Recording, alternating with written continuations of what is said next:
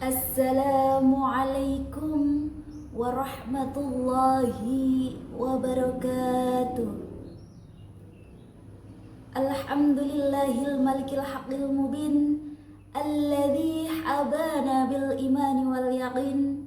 Assalatu wassalamu ala sayyidina Muhammad khatamil anbiya'i wal mursalin wa ala alihi wa ashabihil akhyari ajma'in wa man tabi'ahum bi ihsanin ila yaumiddin. Amma ba'du.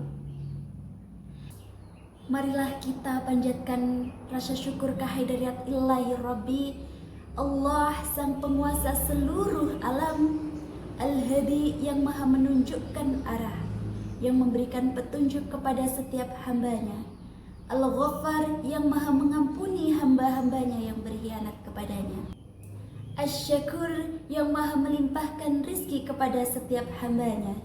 Air hujan diturunkan dari langit, kemudian dengan air itu tumbuhlah buah-buahan dan hewan. Gedung-gedung yang megah, teman-teman yang ramah, sehingga kita dapat menyaksikan kultum ini dalam keadaan wajah-wajah yang sumringah. Alhamdulillahi Rabbil Alamin. Salatullah wassalamuhu daimaini mutalaizimain. Tidak pantas kita senandungkan selain kepada junjungan kita, baginda kita, Nabiyuna wa syafi'ina wa maulana Muhammad sallallahu alaihi wasallam, Nabi akhiruz zaman, Nabi yang kita nanti-nantikan syafaatnya di yaumul qiyamah. Amin Allahumma amin. Sahabat-sahabati yang dirahmati Allah, ada 5 perkara yang dapat merusak pahala puasa. Tentunya di sini sahabat-sahabati sudah paham hal-hal yang membatalkan puasa. Namun di sini saya akan menjelaskan 5 perkara yang dapat merusak pahala puasa.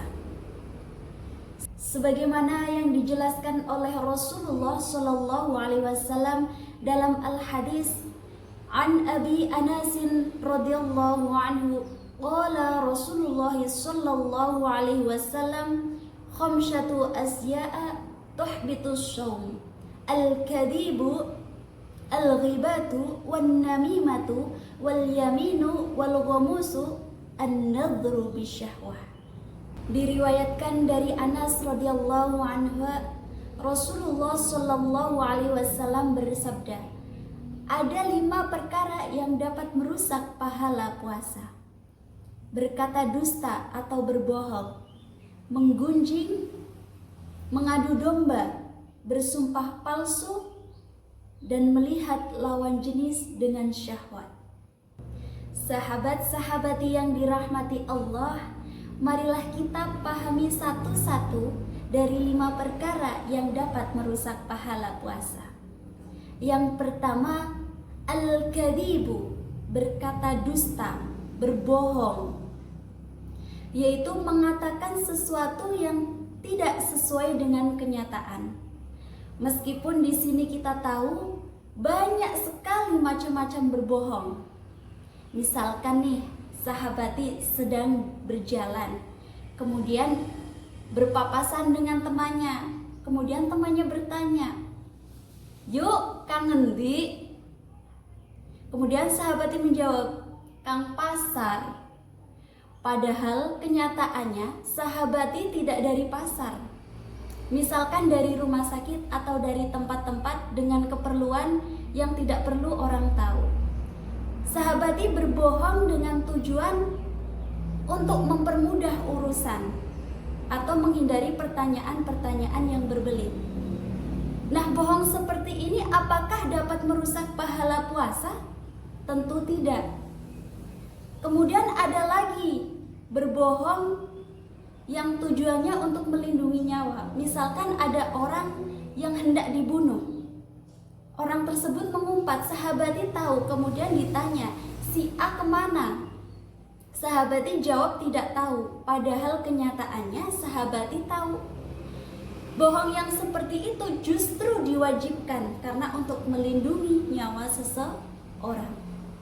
Lalu bagaimana berbohong yang yang dapat merusak pahala puasa, yaitu berbohong untuk kepentingan atau keuntungan pribadi dan dapat merugikan orang lain. Nah, berbohong seperti itu yang dilarang oleh Allah Subhanahu wa taala dan dapat merusak pahala puasa.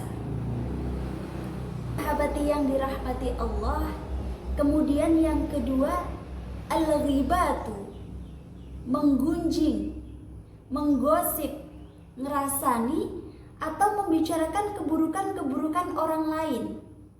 Nah, dalam Quran surat Al-Hujurat ayat 12 dijelaskan bahwa orang yang menggunjing diibaratkan seperti orang yang memakan bangkai saudaranya sendiri yang telah meninggal dunia.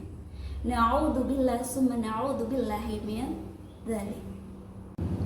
Oleh karena itu, marilah kita di bulan Ramadan ini jaga lisan kita, jaga jari jemari kita agar tidak terjerumus ke dalam kegiatan bergosip. Pray disit ya yuk, gosip yuk. Kemudian yang ketiga, an-namimatu, mengadu domba atau menciptakan kerusuhan di antara saudara-saudara kita. Mengadu domba dengan motif apapun tidak diperbolehkan dalam agama Islam. Sebab mengadu domba akan merugikan pihak-pihak yang diadu domba baik secara moral maupun secara materi. Kemudian yang keempat, al-yaminu wal ghamusu, bersumpah palsu. Perbuatan ini pasti dengan sengaja akan merugikan salah satu pihak dan menguntungkan pihak yang lainnya. Di samping itu, perbuatan ini juga akan menghilangkan kebenaran dan memunculkan kezaliman. Nah, perbuatan ini sangat dilaknat oleh Allah Subhanahu wa taala dan Rasul-Nya. Sahabat-sahabati yang dimuliakan Allah, kemudian yang terakhir dari 5 perkara yang dapat merusak pahala puasa, yaitu an-nadhru bisyahwah, melihat lawan jenis dengan syahwat. Syahwat muncul dari pandangan.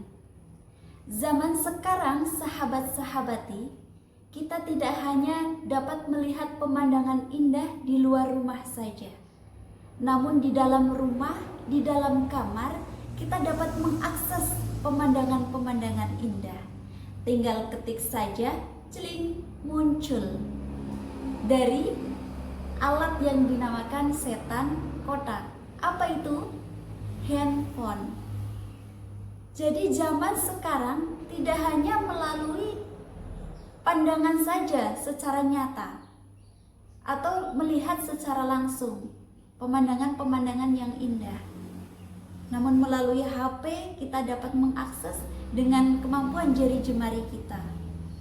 Maka dari itu, untuk menghindari hal tersebut kita harus mengontrol pandangan kita, mengontrol jari jemari kita dari perbuatan-perbuatan yang dapat menimbulkan syahwat. Sahabat-sahabati yang dirahmati Allah, itulah 5 perkara yang dapat merusak pahala puasa. Semoga kita semua termasuk golongan orang-orang yang dapat terhindar dari dosa-dosa tersebut. Amin Allahumma amin. Demikianlah yang dapat saya sampaikan, kurang lebihnya mohon maaf. Cendrawasih burung irian. Terima kasih, cukup sekian. Kupat disiram santen, sedaya lepat nyuwun ngapunten. Al-afu minkum illa liqa, wallahul muwaffiq ila aqwamit thoriq. Assalamualaikum warahmatullahi wabarakatuh.